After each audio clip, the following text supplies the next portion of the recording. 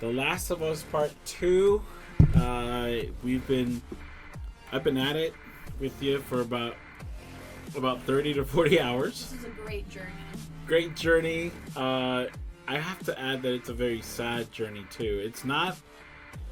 We'll talk about all that, but let's go ahead and just begin with. I've got a couple notes here. You've got a couple notes on your phone. Let's first begin with the intro about the game. Basically, The Last of Us Part 2 is an action-adventure game that everybody should know by now. I mean, if you haven't heard about this game, you must be a real hater. We won't mention any names out there, right? But you pretty much are a hater if you haven't heard of this game. So it's developed by Naughty Dog, which is an award-winning developer for exclusive Sony games consoles, and by Sony Interactive. And we played it on the PlayStation Pro. Set 5 years after The Last of Us 2, The Last of Us, which was in 2013. We are in control of this girl named Ellie. She's 19 at the time. And the bitch is out for revenge. She's hungry for that blood. She is hungry, and she becomes involved in a conflict between a militia and a cult in a let me say this right. Apocalyptic. Post-apocalyptic. It's the wine. I said it. It's the wine. Post-apocalyptic. Post-apocalyptic. Yeah, you're drunk already. United States. And pretty much, it's bloodshed and who's fucking who. Okay. That's pretty much it's what almost it is. like, yes. Let's just say that. Yeah. And it contains survival horror elements and is played from a third-person perspective. Obviously, you can use firearms, weapons to stealth and defend against enemies and cannibalistic motherfuckers, creatures infected by a mutated strain of cordyceps fungus, which are real. Which is a real. It's a real fucking thing. It's a real thing. So that was interesting. Apocalypse might just happen. I didn't know that. Well, yeah, because that was cool. I learned about that in Planet Earth. It's actually like a fungus, and it actually attacks like insects. Yes. And it's really interesting. But you know what? And it's funny too because I'm going off topic here now already. But like each fungus is designed for a certain insect. Like That's interesting. Like we're talking and it's funny because now that I mention that, and when we go through this whole podcast about The Last of Us, like I want to bring that up when it comes to the creatures, because you notice that there's different ones. There is different ones. So it's like there's ones for ants, there's ones for locusts, there's one for moths, for That's very interesting. for centipedes, whatever. I never thought of it like that, and I'm glad that Naughty Dog decided to kind of ingrain this fungus into this game because it makes it look very real. It's a very realistic approach, as opposed to something that like Resident Evil. Like this is more believable, and it's done in a believable way. I agree with you. I totally agree. From there, I guess, I decided to get the collector's edition. Normally, I just buy the $60 game, which comes in a blue PlayStation type label game. Yeah. Pop it in, there you go. But I kind of wanted to make this a special one. A lot of people probably did the same thing. They got the stickers, they got the pins, they've got the bracelet, the book. Oh, the book is amazing. The book is amazing. What do you call it? I don't know. It's like the art book. The illustrations. The metallic case that the game comes in, very high quality hard case. Yeah. Let's not forget the 12-inch, statue. Yeah. That was really, really cool. I really like the statue. I think I would prefer that than the backpack. Yeah, because there was like a super collector's edition. I don't even know what it's called. Yeah. It was like a $200 something where for a backpack. Yeah, you get Ellie stink little backpack, smell like mud and shit. Smell like muskrat. But you know what? It was a really good buy. I don't regret spending the $130, and I think it's a great addition to your man cave. yeah, I like the statue. I just like everything that came in. It was really memorable. Well, let's not forget just the marketing of it, the box. The huge box. I love the box. It was literally. It was literally like a 2.5 by 2.5 box. Like literally, like I had to carry this thing, and it looked like I'm carrying this black bomb or something. It was really, really cool though. And the reason I think for that, once again, it was a good marketing step. They just wanted to make it bigger than life, right? Yeah. Great. So let's begin by talking about first of all the graphics. Amazing. Amazing. Hands down, one of the best looking games apart from God of War. Because I gotta give shout out to God of War with the Santa Monica, which is another developer that works in California that does exclusive games for PS4. And let me tell you, I was blown away with those graphics, but this was like... But this was... They took it up, I mean, even a notch forward in the making of this game. And I just thought it was... Just the detail. Like, just the detail of the clothing, like the jeans. I was just like... The setting of the place... Well, it's Seattle, right? Of Seattle. Just... The lush green colors contrasting with the grays and the murkiness of, the weather. Oh yeah, and it was rain too. It was phenomenal. And then you've got like explosions that are so freaking awesome and realistic. Yeah. You've the got fire was really cool. Like just the fire, the shading, like the shadowing, the detail in that was just amazing. And just the fact that they, they scouted out these areas to put into the game. Oh, and I just thought, like, wow, they did such a great job. Of course, like, they tweaked it because, it's post-apocalyptic now, so everything's all fucked up. Right. There's it was done really well. Yeah, they actually went out, they looked at parts of Seattle, and they recreated that, like, in a post-apocalyptic. Right. Yeah, I'm not that drunk. Yeah. Part of Seattle, and all that, all those graphics. Like, this is another great achievement of Naughty Dog. Naughty Dog made Uncharted 4, which if you have seen me play Uncharted 4 like you have in the past, you'll see that the graphics are just phenomenal. I mean, phenomenal. Just they took it another step up. I mean, this is the end of the life of a PlayStation 4.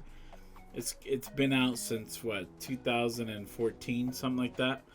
And it's to realize that they can do this on an old console with old hardware. I can't wait to see what they do with the PS5. Oh my gosh. And their new breaking technology that's coming up, because it's like movie quality now. It almost makes it feel like you're watching one of those, like it's not a live action movie. You're watching something that's animated or CGI. But shit. How about those in between stories? How it seamlessly like brought you in a story. Let me just say this, and then they were talking, and then they're doing this thing. And then all of a sudden, you're brought back in to the plane. It was beautifully done. It was it had such a nice seamless flow that you're like, oh shit, am I playing now right now? Uncharted 4 kind of did that, but it didn't do it like it did it in The Last of Us Part 2. You can tell. And God of War did that because God of War didn't have any cutscenes either. So Naughty Dog kind of thought about that and said, you know what, guys, we need to take it up to the notch of God of War in Santa Monica. Okay. And they did a spectacular job. They delivered. They truly did. Fantastic. let's talk about a little bit about the. We've talked about the graphics. They're obviously like amazing, but the enemy AI. No. We haven't even talked about the war yet. Well, I was gonna get to that. Oh. Like, you know how Okay. the enemy artificial intelligence leads to all this sorts of violence. Mm-hmm. Like, there's times in the game where I literally like didn't know their pattern. Like, you know, some games have like a pattern for their enemies, right? Mm-hmm. They put them on this trail, but this one was like more intelligent. The guy walks back. Yeah. He looks, he looks around. He goes back to his post. He takes another route, or however you want to say it, and he comes back, but he comes back a different way. Yeah. And before you like stab him in the liver Mm-hmm. and like cut his throat, you got to figure out how am I going to attack this. What's gonna be my next step? Yeah. So I thought that was really genius. Like the AI was really good. And it even responded to some of your attacks too. Yes. Like, like even if you had attacked someone else, there was a moment where one of the AIs or whatever responded to what you did, and it was interesting. And I can't remember. Well, they were blocking you. They're throwing you to the ground. The stronger guys grab you, and they throw you, and then they want to kill you. I'm not going to say here that the AI was like, oh my gosh, completely unpredictable. Yeah. It had to be somewhat unpredictable in order for you to play the game and be a part of it and feel immersed. If it was completely unpredictable, I think there would be a lot of frustration with the gamers. So Naughty Dog, didn't want to say, oh my gosh, let's make this AI smart as hell. But they made it smart enough for you to come in, find out where he's going, kill him, move on to the next guy. You don't want to spend an hour and a half trying to fight this guy who's smart as hell. So that's the purpose of me mentioning that. Mm-hmm. But the gore, the blood, the way they explode, the way they burn, the way they die. I love how like they took just every detail of everyone's death. Like damn, I wanted to be that person to just go and look up old medical trauma books and stuff and how does this work? How would this look if I were to smash your skull with a rock? And they really do. They really take the time to make it look like everyone has a personal death. Mm-hmm. And when someone dies, another person is all screaming the name, like, oh, Joey died, or I found Jessica, or whatever it is. They say the person's name. Yeah. Mm-hmm. Killing dogs wasn't really a problem for me because I know it's a game. Yeah. I know I'm not gonna relive that in real life. That's just something I'm doing in a game. And that's something that you also did in Red Dead, like you were killing. I was killing people. People and animals. But there was this whole controversy about killing dogs, and I'm like, it's a game. You really only killed not even a handful. There really wasn't a lot of dogs in this game. So if anyone's tripping, calm the fuck down. Well, the thing is, here's the thing, it's a game. Even if you're killing your mom in that game, it's a game. Let's keep that in mind. For all you people listening, for all those people that have played the game already and have gone through the cycles of oh my god, it's so controversial. Listen, it's a game. Okay? You can turn it off and not have to ever play it again, and you will be fine. Yeah. Or you can play it, have fun, know that it's a game, and enjoy the time that you have with it. Enjoy the experience. That's enjoy the experience. People have to suck the joy out of it. Because they are thinking it has to be my way. Mm-hmm. I think that's a mentality that hurts a lot of developers. But I don't think a lot of developers really listen to that, which is good, because I don't want the game to be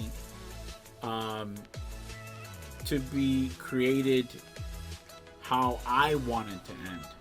if I wanted that, then I would have, worked my ass off to be a developer. Mm-hmm. So let the developers give you a story, give you a game that they want to give you, an experience that they want you to experience. And then from there, just say it's a game. If you don't like it, give it a 3. If you love it, give it a 10 plus. But at the end of the day, it's a fucking game, I know people just go way too far with it. Oh, I'm not going to play it now because of XYZ. Or, oh, I don't want to play it because of this reason. It's like, dude, then don't play it. No one's forcing you to do it. And the funny thing is that and this will be my last remark regarding that, is that you go to a movie theater, you find a controversial movie, and you have no problems watching that. But then you see a game that has a controversial story or a controversial type of implementation in it, and then you bitch about that. So I don't get it. Stop complaining. Enjoy the great fucking game for what it is, which is The Last of Us Part 2. Experience it for what it is. Let's go through a little bit of the weapon upgrades. I wanted to talk about. Basically, weapons were fucking great.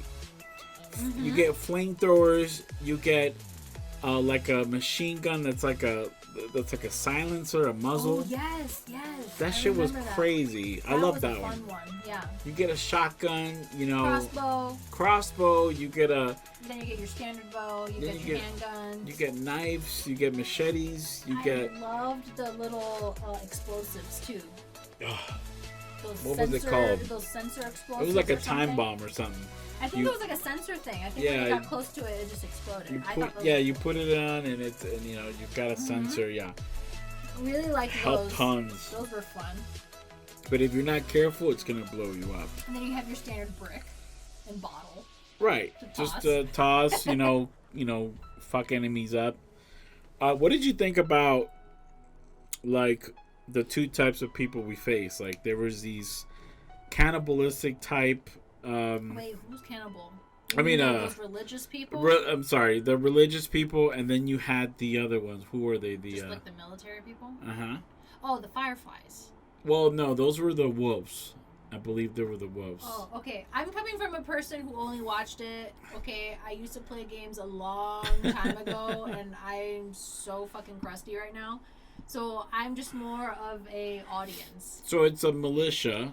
Yeah. Which are called the wolves. If I get this shit wrong, don't get mad. And then there's a cult type, which is like group, the whole and it's called the Scars. Oh yeah. Remember, they were called the Scars. Right. I think it was really well portrayed. I think it was nice because there's always some crazy occult, and then there's always like some military. Yeah. There's nothing controversial about that. No. That's standard. If you were worried that this was going to be controversial because of a religious group or because of a militia type group, I don't see the problem with it. There is no problem with it. I don't see any problem with that. About that. There was people saying that there was extremist groups there and that this was bullshit. There's people that complain about any fucking thing because they're just haters. They need to. No one can be happy with anything. They just have to complain. But remember, it's a fucking game. I don't understand. But those two groups were awesome. Yeah. I love the communication with the Scars, the whistling. That was crazy. That was so awesome. When I first encountered that, I knew what was going on because there had already been sort of explanations about that in non-spoiler videos. I loved it. But that was such a nice little Yeah, when I got to actually be a part of it, it was crazy because I did get shot a couple times with arrows from the Scars people. Because they actually had already discovered me, but they were not saying like, "Oh, she's over there." They were actually just whistling. I don't know what's creepier. I think the whistling is creepier than the actual voice. Like, "Oh, hey, they're over there." I think the whistling is much creepier because that was just their form of communication. I'm gonna get that on a ringtone. I thought that was so creative, and I that was really creative. Naughty Dog for that, because holy Super shit, creative. What games have you played recently or in the past that has that form of communication against an enemy? And then if you go, not with the cult group, but if you go MIA for more than however time after they discovered you, the militia, they keep asking each other, have you found that bitch yet?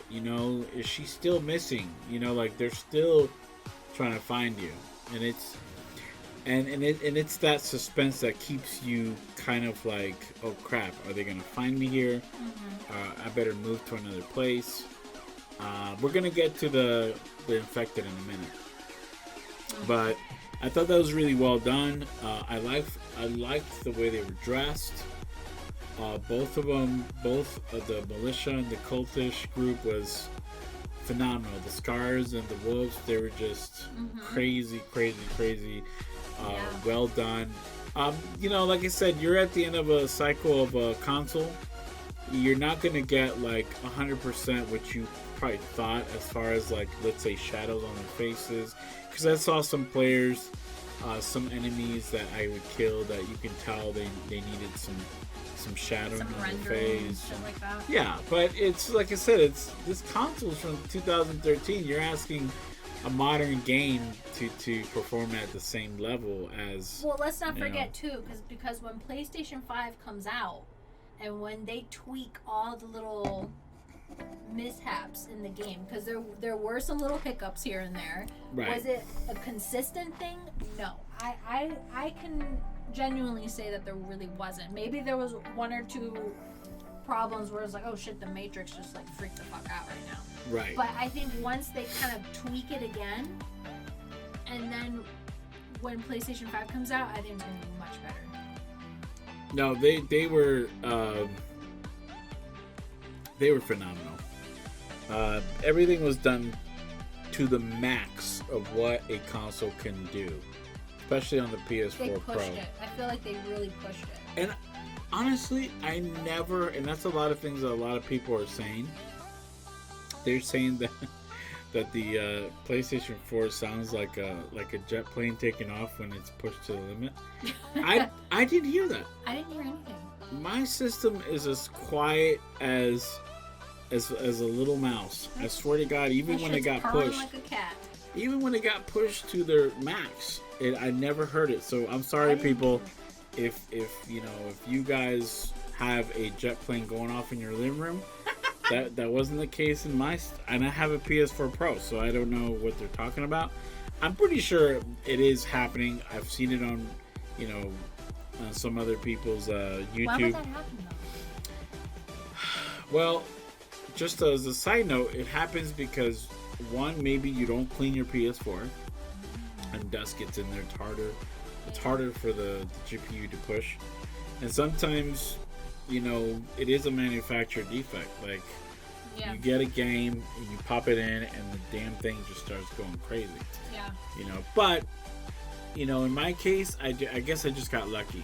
I just have a PS4 Pro that happens to be clean. I clean it. Well, yeah, you take care of your shit. And, not saying that no one else does. I'm sure there are people that don't take care of their shit, but, it's not like it's enclosed in anything where it's like, it's heating up. But anyway, that's just besides the point. But it was really enjoyable. There's no problems there. Yeah. I think we should talk about the infected, like what we saw overall. Like, at a high level, like these things were... They're fucking scary as shit. Scary and grotesque. And they all have their own personalities. Mm-hmm. They're not all the same. Or as opposed to just like the runners or something. I think that's what they're called. There's some runners. There's some crawlers. Let's see. Stalkers. There's stalkers. Yeah. There's these big ass motherfuckers. Mm-hmm. I don't know what their names are. We'll just say boss. There were like some bosses there that were truly like insane. I love because you know what, I feel like maybe intellect was a little different too. As far as as you kind of gradually upgraded from creature. Yeah. Yeah. And I think that was just done so well. And you can see the transition from one infected to another. and you can see like the transition. Oh, like they talked about that. They talked about the the progression state of each of the. And I think I read something like that too. Yeah, so you got the clickers, the bloaters. The bloaters were nasty. The shamblers were disgusting.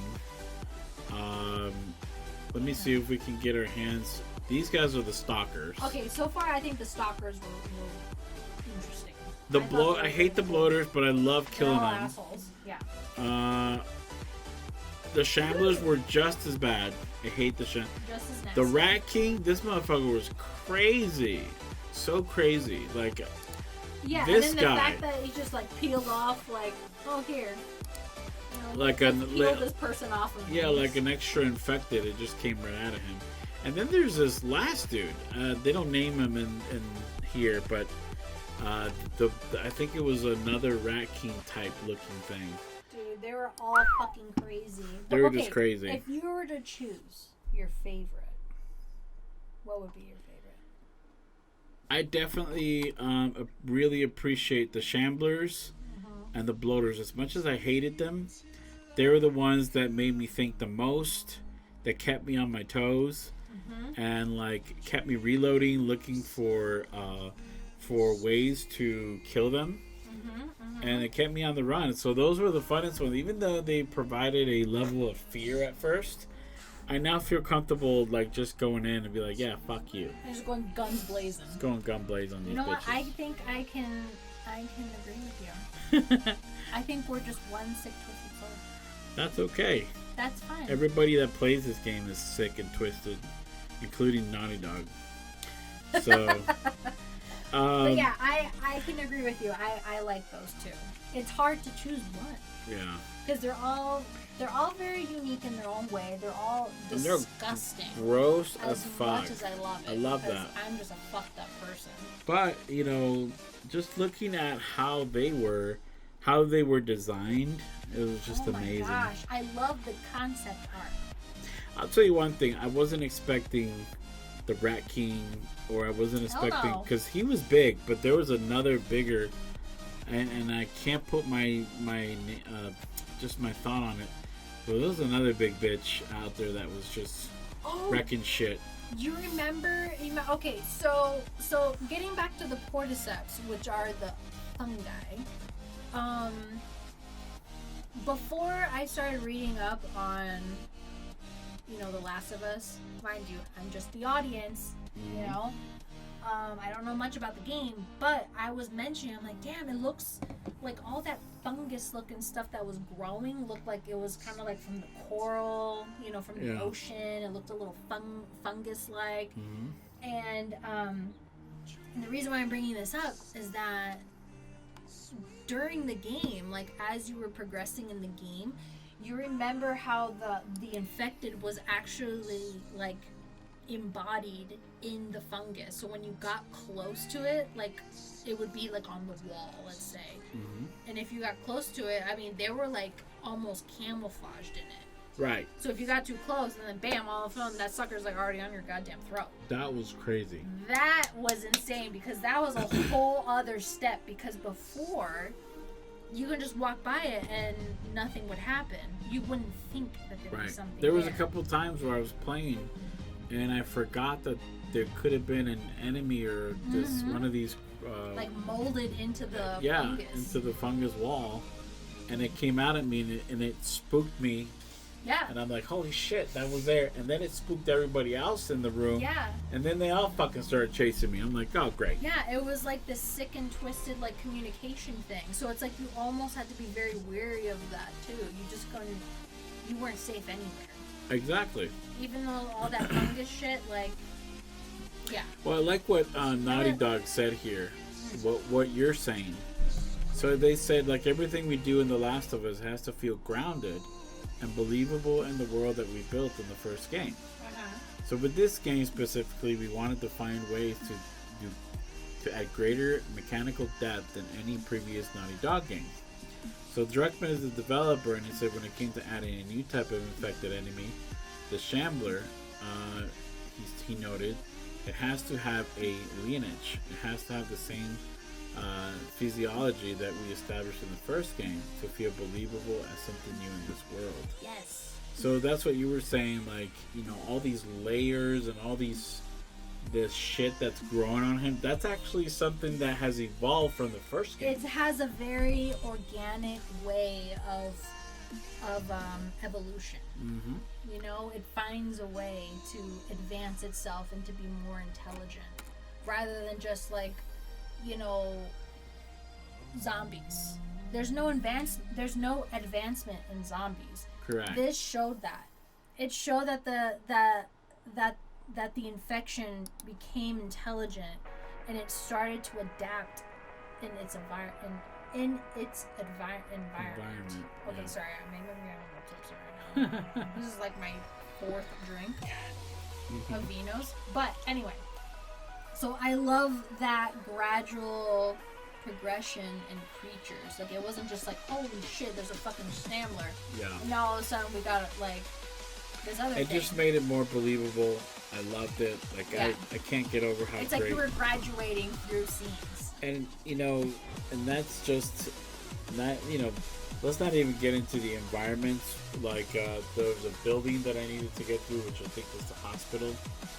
And this hospital building was, I mean, just looking at everything that they built around it for these infected gives you that sense of like, shit, here I go again. Like, and the spores too. We can't forget about the spores.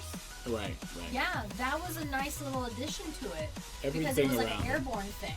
Everything, like the way that you put your mask on, and then you're traversing through this world, and you can see the kind of like the particles of the spores just. Yeah.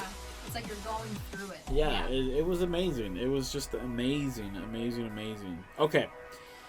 Now, I want to talk about the higher level of the story.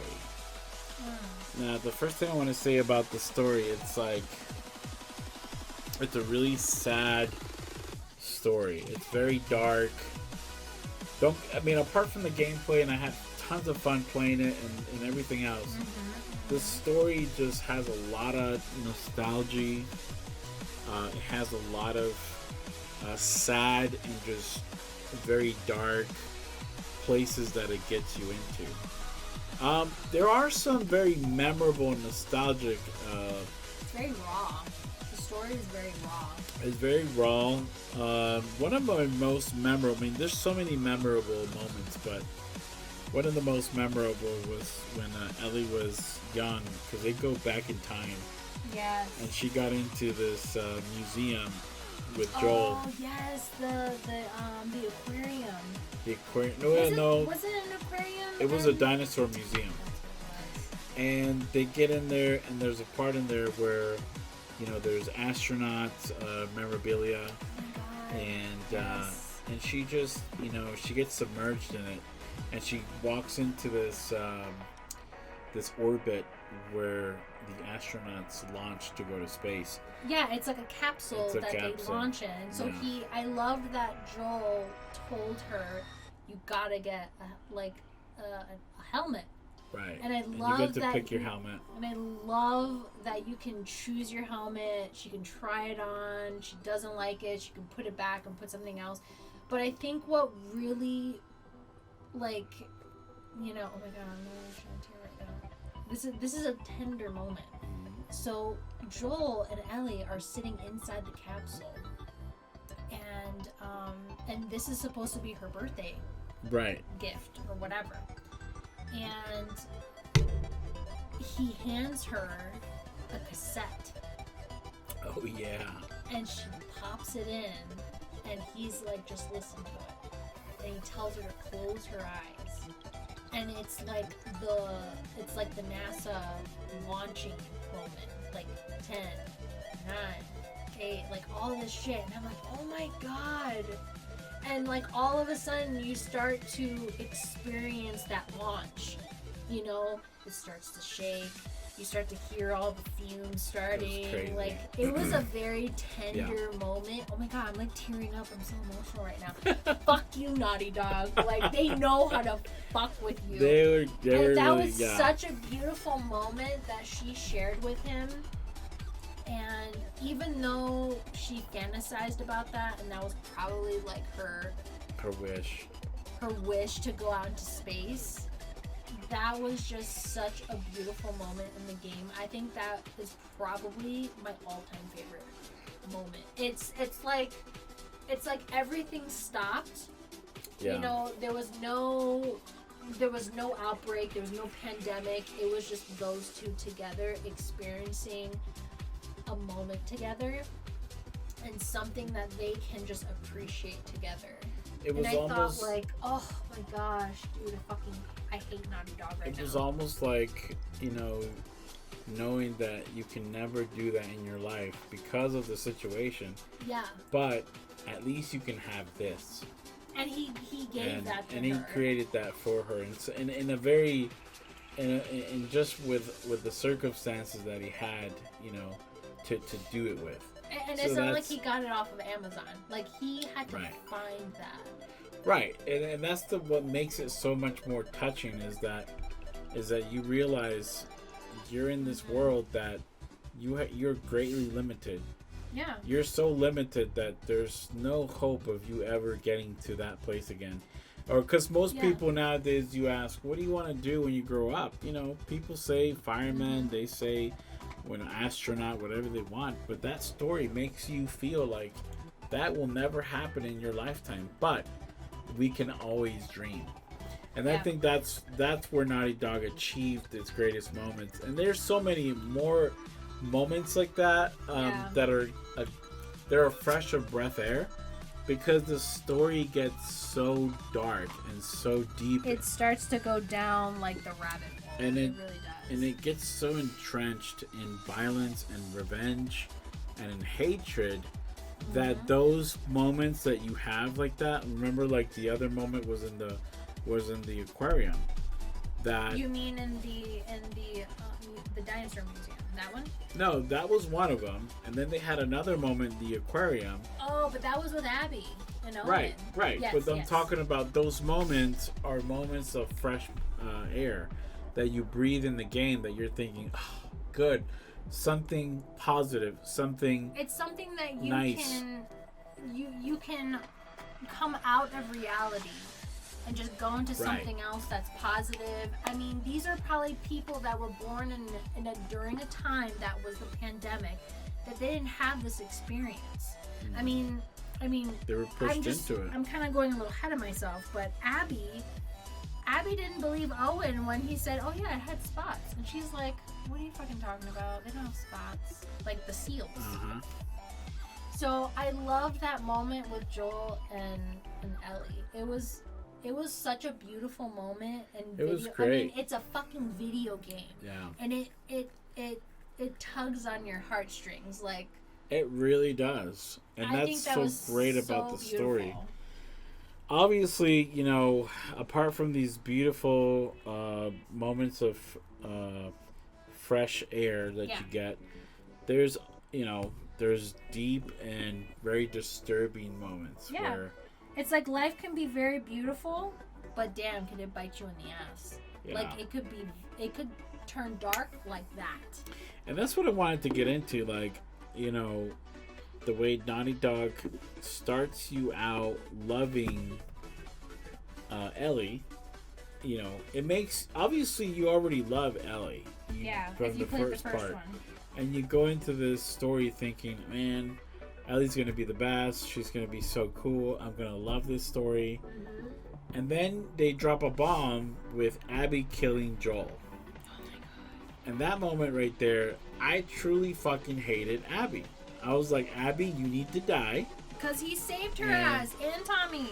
And, you know, and Abby needs to die, and Ellie needs to go search for Abby and kill her. Ass. But then Naughty Dog does something really devious, and it drops me in to play as Abby, which out of the fucking blue. and it starts to develop her story, which I wasn't expecting. Mm-hmm. Nobody really was.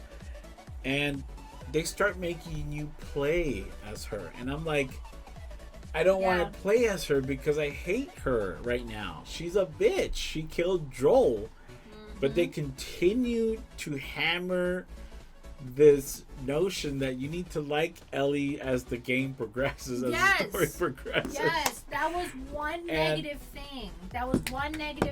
Now, had not, I swear they did this on purpose. I think if Naughty Dog had you play Abby and Ellie, sporadically throughout the game, but not knowing that Abby killed Joel. You know what I mean? Like, before killing him, right? Maybe you could have played her, because you did play her. Of course. Before you killed him. And I think if they, obviously, if you grew to like her before she killed Joel, I mean, this would have been a whole different outcome. But I felt like I worded it so much differently last time. I don't know. I can't. Maybe I'm just impaired. What I'm saying is but I get what you're saying. Mm-hmm. What I was about to say was that was the purpose of the whole story. It was to show you one side of Abby, which was this likable, this weak, maybe even strong or weak woman who lost her dad, or the person who raised her, by this strong, muscular, savage bitch. And it was to show you that through Abby, there's actually a reason why Abby did all this. Mm-hmm. And we didn't know that. We didn't know until the development of the story got further in. Yeah. That Abby was fueled by pretty much the same hatred and revenge that Ellie was fueled by. Yep. Without knowing each other's stories. They both had revenge. This whole game is about revenge. Yeah, and Neil Druckmann, the developer of Naughty Dog, said that. This game is about revenge. It's about hatred. How far would you go to seek revenge for those people who have done you wrong? It's an obsession. And exactly. Abby became very obsessed with it to the point where, Ellie too. Oh, yeah, absolutely. But, Abby pushed Owen away because she was obsessed with finding Joel and killing him. Of course. Same thing with Allie with, was it Dana or something? Or Dina, whatever her fucking name is. Of course, she did have some downtime to fuck. So... Yeah, have some Taco Bell. She had to get her little downtime. That scene with Abby and Owen. Oh, Rambo and Owen. That dude on dude scene. Yeah, that's gonna be a plus. Wow, a bonus. Like I said, this game blew me away in so many ways. I was not expecting that. I wasn't expecting that by a long shot. Okay, but now you already fucking ruined it now. No, so it's okay because we're talking about the story. We're just talking about the high end of the story. That was bonus, and you screwed it Fuck up. Bonuses. Look, this is a spoiler. We're amateurs at this is a spoiler shit. I'm not here to tell you line upon line what's gonna happen. I'm just gonna go where I want to go. He totally rammed her. And the story took me from hating Abby. Let's hear it. To actually liking her. and you're probably laughing this because I told you throughout the game, I told you constantly, I'm like, I do not like playing like her. Yes. Please take her off of my controller. And you're like, yeah, I hate that bitch too. Yep. And as the game kept progressing, I fucking hate that Naughty Dog twisted are we done? They kept twisting me. And they're like, you're gonna like this game, and we'll make you like this bitch whether you like it or not. And we're also gonna make you like Abby because Abby is part of this game. And now we're gonna make you have a choice. That's what we thought. We thought we had to make a choice, but I'm going ahead of myself now because it doesn't matter. It doesn't matter. I just did not God, I felt like we were playing Abby forever. I'm like, oh, and then all that gear that. Wait. I will say one thing about that because you made an important highlight there. Yes.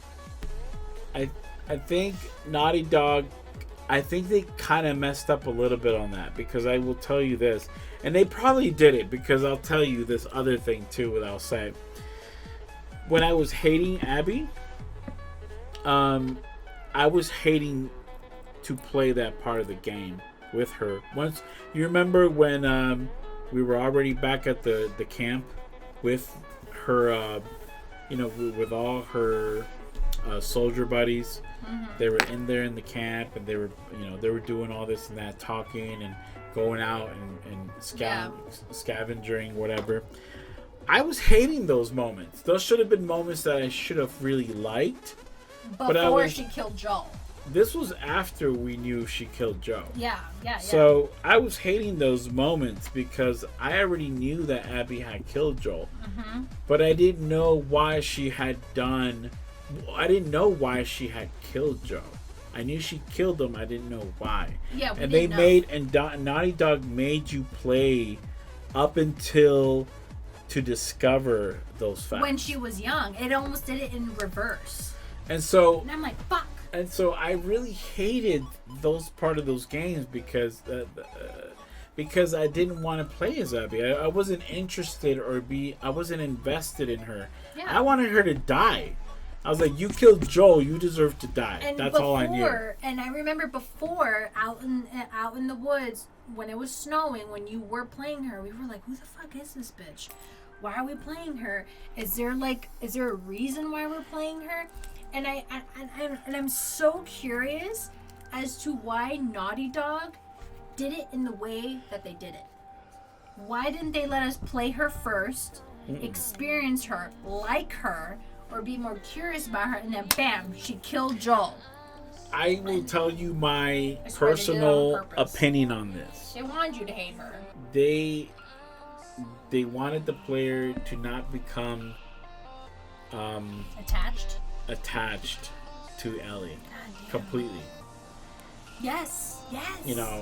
I think that's what it was. I could be wrong. Like I said, agree. A lot of people are going to comment maybe in the future and say, no, that shit is wrong. I'm curious as to what other people think. I mean, if you guys got a comment as to what your interpretation of it is, I'm sure there's a lot of videos out there already because we're actually like maybe a week behind after everyone has already finished the game. Yeah. But that's okay because we needed time to sit down and think about all this. Yeah. But what I'm saying is that I think Naughty Dog they just do shit differently. Mm-hmm. They don't just take a hero and drive these points and say this is a good game, this is why it deserves a 10, here you go. No, they say this is your hero. Your hero is a fucking asshole, and we're gonna take you through a story through someone else, and we're gonna show you things that you thought you knew, and we're gonna completely show you. We're just gonna take the rug off your feet. That's what they did, and I ended up liking Abby. I ended up being convinced. You know what? I'm glad you confessed that because I kind of like Abby too. I like Abby for reasons, for her own reasons, personal reasons. I actually grew to like her. Yeah, you know why? I'll tell you my reasons why. And the reason I like Abby a little bit more than Ellie is because Naughty Dog showed us that with Abby, she could love an enemy.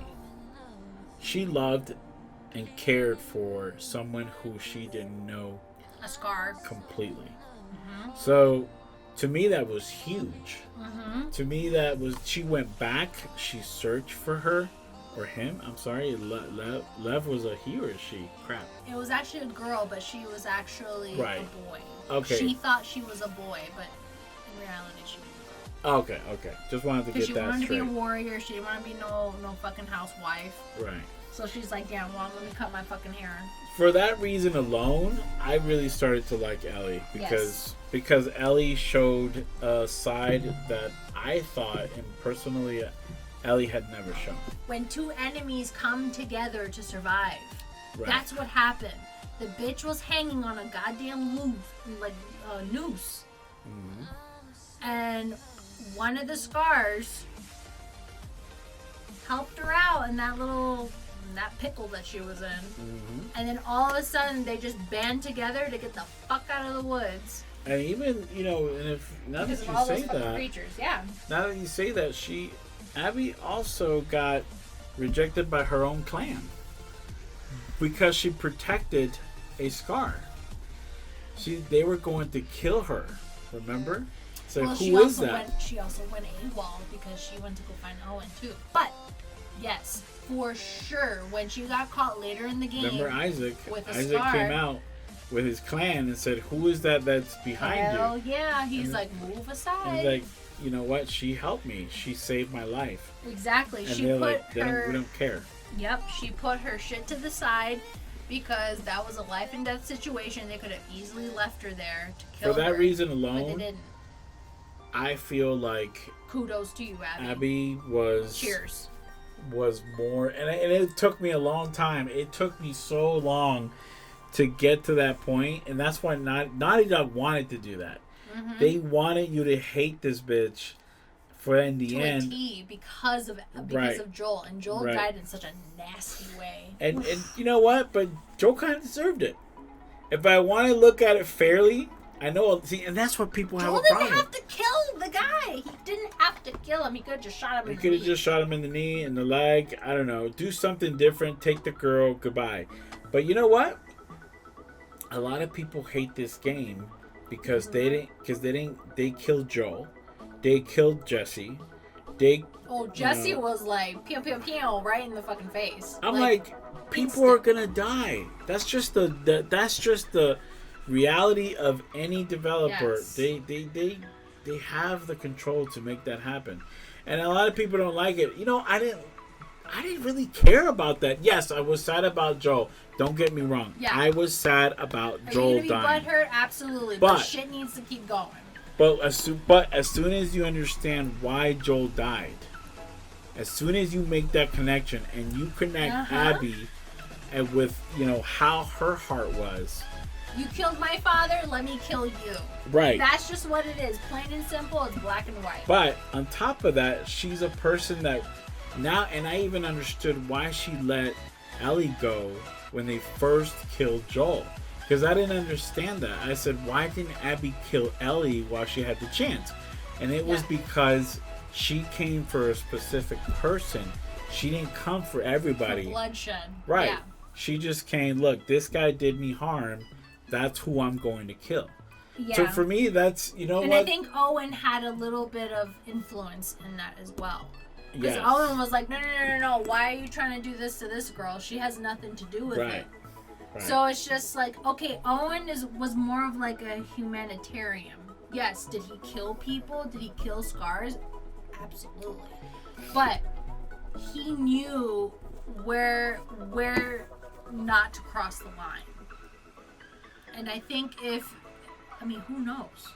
If Owen wasn't there at that moment when Joel got clobbered with a fucking golf club, who's to say that Abby wouldn't have killed her? Right. You know what I mean? So who knows? Who knows? But yes. But she had crazy. Abby, I think they're both good-hearted, but Abby took the cake for me. When it comes to story and character development, I really started to like her. Like, she was fucking Rambo to me.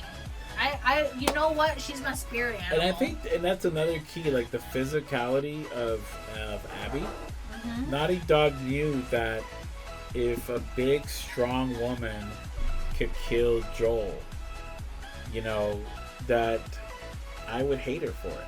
And then they made me think that she was a lesbian, but she loves the dick. Sorry. I had to say that. But Rambo was rammed later on in the game. Right. I wasn't expecting that. I wasn't expecting that either. But then when she got pissed when Owen told her that what's-her-face was pregnant, she got a little butthurt. And I'm like, wait. There's a conflict there. I mean, there was a conflict. This was the beginning of the game, so we didn't really know what the story was. Yeah, it was fueled by anger. Her anger didn't let her see the love that Owen had for her. And so she was fueled by this anger. It was an obsession because she had to find Joel and seek revenge for her father. Right. That's just what it was. And she was willing to hurt anybody. If anyone got in her way, it was irrelevant how you feel about me, what you think, what your opinions are. I'm going to do what I'm going to do because I need to have revenge. And she was fueled by revenge. And same thing with Ellie when she witnessed Joel get murdered.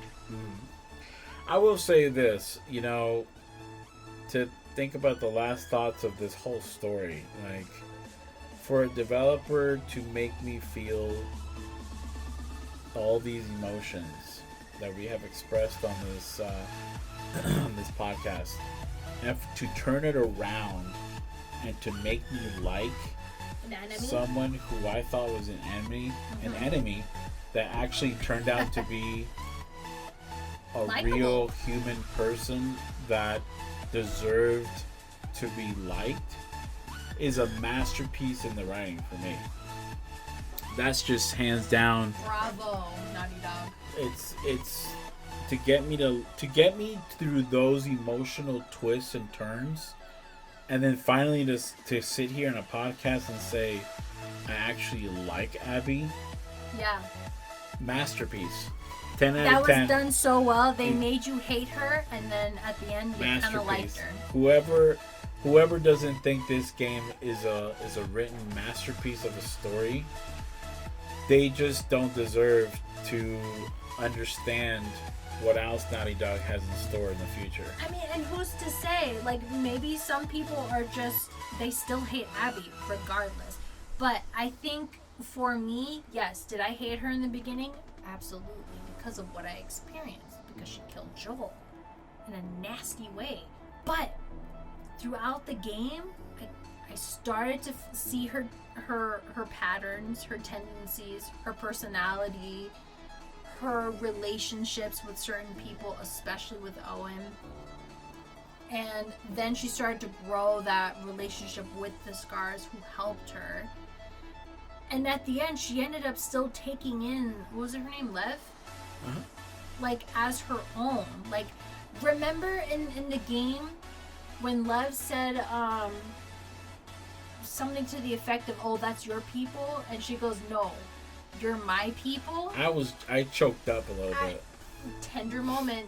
I choked up. Fucking moment. And it was such a, it was really, I wouldn't want to say it's subtle, but it was in between action. Yes. So it wasn't like a part of a story that we were going to be transformed into action. To gameplay. No, it was right in between gameplay. They were running away from wolves. Yeah. And she was a wolf and she was a Scar. And the fact that Lev said, like, we're running away or we're trying, like, those are your people out there trying to kill us. And she says, you're my people. That was I'm a masterpiece. like, you know what? Fucking kudos to you, Abby. You know what that is? Brownie points. That's Dancing with Wolves type shit. Dances with? Go look up Dances with Wolves. Go look up inspiring movies like that. And you'll know what I mean. Because that guy became one with his... Well, not too far. Look at this is like another type of Avatar. Yes! Let's not get off track now, but Avatar. It is like an Avatar. But anyway, I think I've said what I've had to say about the story in general. Obviously, you can get into details about it, but I think we covered most. It's beautiful, it's raw, it's nasty, it's memorable, it's got a little sexy in it. It's a little raunchy, but man, all in all, it's a beautiful, beautiful written story. God damn, what a great game. It's it's an amazing game. And you know what makes it amazing? It's the story. The story is just incredible. The story is what makes it. Yes, okay, so graphics, amazing. Gore, out of this world. Action, amazing. All that shit is great, but what makes it amazing and memorable is the story. And that's one thing that threw me off is after you're done, after Abby could have killed Ellie and could have killed Dina, and she walks off with Lev, you're left thinking, okay, this is it. Like, this was the end. This is where revenge took you, the end. And then I saw Ellie and Dina settle down, and I thought, and Dina had the baby. Dina had the baby, and I was like thinking, okay, cool. This is a good story. This is the end of it. This is what I expect to see. We're good. I'm ready to shut down the PS4, and good job, Naughty Dog. I loved it. Story's over. Yeah. No. Naughty Dog decided, you know what, motherfuckers? Let's bring Tommy into this. We're still not done. Yep. And up until that point, I thought we were done, but so it brings you down to the settling down. Just to give you a summary, Ellie goes and searches for, Abby. No. You're going a little too ahead. So, what's her name? Dina. Dina and Ellie go off into this farmhouse. They got all these fucking goats and shit, tractors. Yeah, they're settled down. They're settled down. They have the baby, which is cute, by the way. Mm-hmm. And all of a sudden, Tommy comes, and he starts bringing up old shit. And he's like, "Yeah, this is where this bitch is, Abby, and she's in what was it, Santa Barbara or something like that?" Something like that, yeah. And he whips out this map, and he starts, indulging in this, and so he's kind of starting to put this toxic, thing into Ellie's mind again, because she already has PTSD because of what happened to Joel, because she had a moment in the barn with all the goats and everything, so she was freaking the fuck out, and then Dina had to go in there and rescue her pretty much.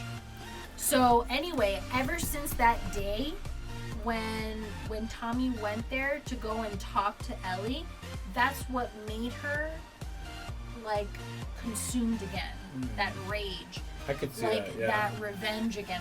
Oh shit, I totally forgot about it. I got too comfortable with this whole life that I have with Dina and the baby. And there's nothing wrong with that. Nothing wrong with it, but Tommy fucked it up for her. So she had to go back and go and find this bitch. And I feel like Tommy sabotaged her life with Dina, because Dina was like, if you go, don't expect me to be here. You need to let this shit go. Yeah. Both of you let each other live. Abby didn't kill me because you told her I was pregnant. But then again, you killed someone that she knew that was pregnant. Yeah. But Ellie couldn't fucking... It's just Tommy. Tommy just put that idea back in her head. And so... They both lost shit again, yeah. So fast forward. She goes searching for Abby. Mm-hmm. Which is down in California with Lev. Right. You get plenty of gameplay there. There's plenty of things to do. It's really cool. Love that they actually did part of it in California, which is nice. And then finally you see, her reach Abby. Abby's completely different.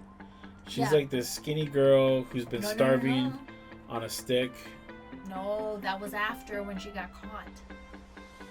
Before she got caught. No. I'm fast forwarding to the end. Oh, I thought you were going to talk about the part when she does get captured by those assholes. What? We can talk about that. Yeah, Abby basically goes down the same way. Because you were explaining Tommy's story, so that's why I decided, people know that both of them are going to meet there. So, yeah, the story that Abby takes and the story that Ellie takes to get there, you both understand that from Tommy, they're both going to arrive at that end point. You see Abby going through, chasing the fireflies, because that's she has her own mission. Yeah, that's where she wants to end up with, is the fireflies. She makes a mistake. She gets caught. Mm-hmm. Then we switch to Ellie. Ellie starts her journey. decides to go find Abby Yep. to gain revenge. Yep. They finally meet, and Abby is, malnourished. She's tied up as a prisoner. And then, Ellie wants revenge, so she unties her. And with Lev being practically knocked out because of malnourishment, she's Ellie pretty takes much advantage a of the story, of the situation, and says, let's have a toggle because, this shit ain't done yet. in the water with And boats. in Yeah, the because water. they're trying to escape now from these people. Yep. And so, she ends up letting her go. Doesn't kill her. Could have killed her, just like Abby could have killed Ellie. But I think what happened there is her revenge was fulfilled in the sense that she got the opportunity to see her die and didn't do it. Because I think she looks back and she thinks, you know what, this same person let me live. Yeah. And actually, if you think about it, Abby let her live twice. The first time was when Joel. Yes, with Joel. And the second time was with, With Tommy. She could have killed him twice. But she let him go. And I think Ellie, at that point, Ellie realized, you know what, my revenge is fulfilled. I could have killed you, but I'm going to let you live based on so many things. But what sparked it was that she had a memory of Joel. Of course.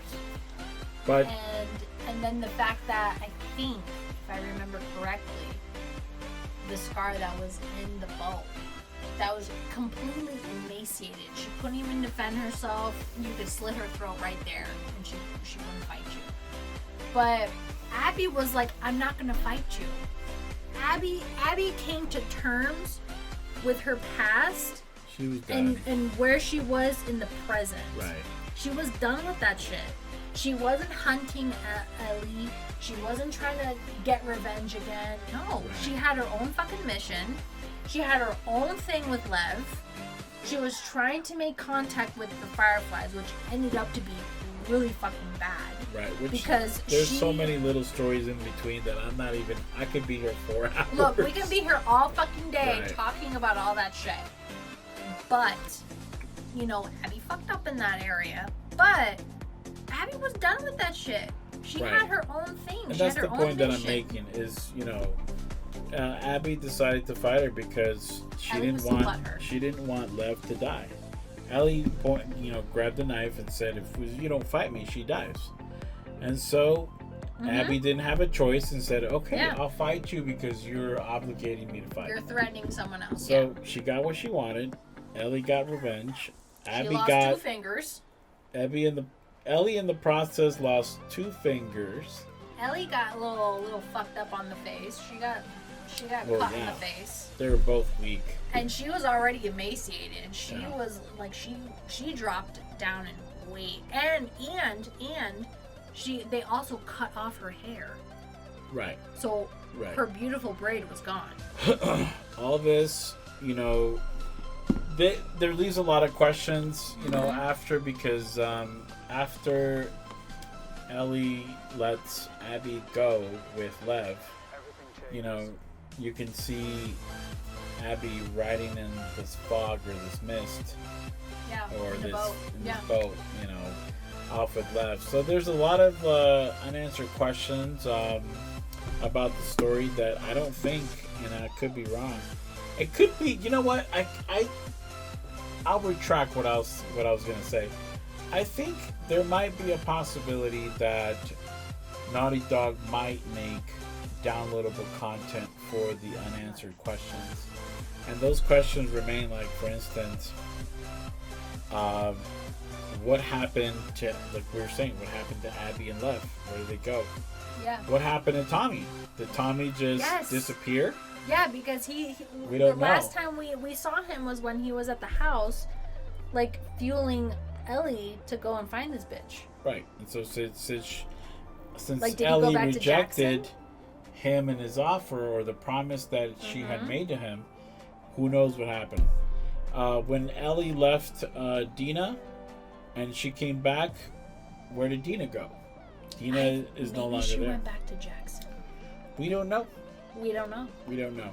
So, what do you give the game? What rating? On a scale of 1 to 10? Oh, God, 10, man. And I'd say it's a masterpiece. 10 out of 10. It's something you weren't expecting. And Donnie Duck did a great job. You know, if I had to ask one more question, would be, you know, was it worth what Ellie did? Seeking, you know, revenge. I don't give a fuck because I have a great game. So I guess it was, you know, in terms of the story that I had, you know, or a story that you get to keep from Naughty Dog. Wow, what an amazing game. There's so much to talk about, but I think that's where I'm gonna leave it because we've gone so long on it, but there's just so much to talk about. You have to go and play it and go purchase this game when you have a chance. 10 out of 10. We probably dragged this a little bit longer, but I think it was good. I think we had some good points. I think we had a good story to make. There was a lot to talk about. From the experience. And you know, who's ever listening, thanks for joining us. And leave your comments below. Let us know what you think. Tell me if I'm wrong, or tell me that if I'm right. I don't care. Yeah. Tell me, you know, if you liked it, leave a thumbs up, and if you didn't like it, give me a thumbs down. Just let me know. Subscribe if you like more, or if you like to see more of this content. And we're gonna leave it here, guys. Take care. Bye.